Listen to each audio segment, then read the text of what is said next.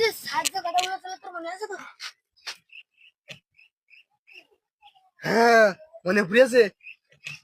পড়া হলে 10টা করে বেতার বাড়ি। ভাই তাহলে ভাই তুই থাকবে, আমার স্কুলের টাইম হয়ে যাচ্ছে ভাই।